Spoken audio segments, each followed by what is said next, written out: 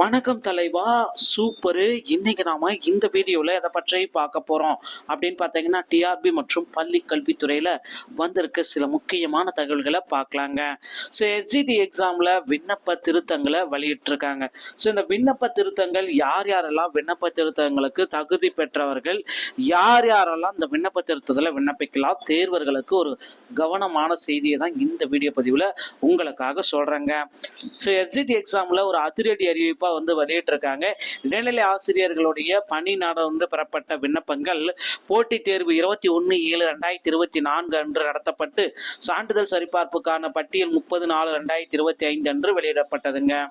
இந்நிலையில் சில பணி நாடுவோர்கள் இணையவழி விண்ணப்பங்கள் சமர்ப்பிக்கும் பொழுது தவறான விவரங்களை குறிப்பிட்டதாகவும் தற்பொழுது அதனை சரி செய்து உரிய நடவடிக்கை மேற்கொள்ளவும் கோரிக்கை மனுக்கள் பெறப்பட்டிருக்குங்க.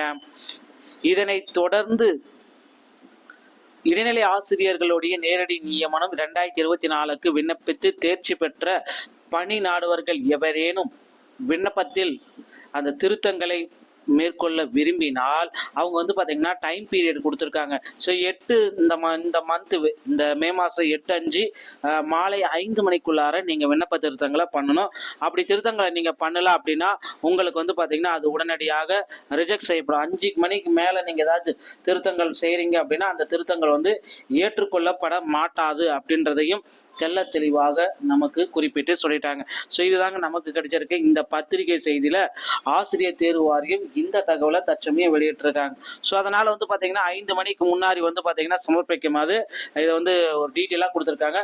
டிஆர்பி கிரிவலன்ஸ் .tn.gov.in இணையதளத்தில் மட்டும்தாங்க இதை சமர்ப்பிக்கணும் அப்படின்றதையும் தெல்ல தெளிவாக அவர்கள் குறிப்பிட்டு சொல்லிட்டாங்க.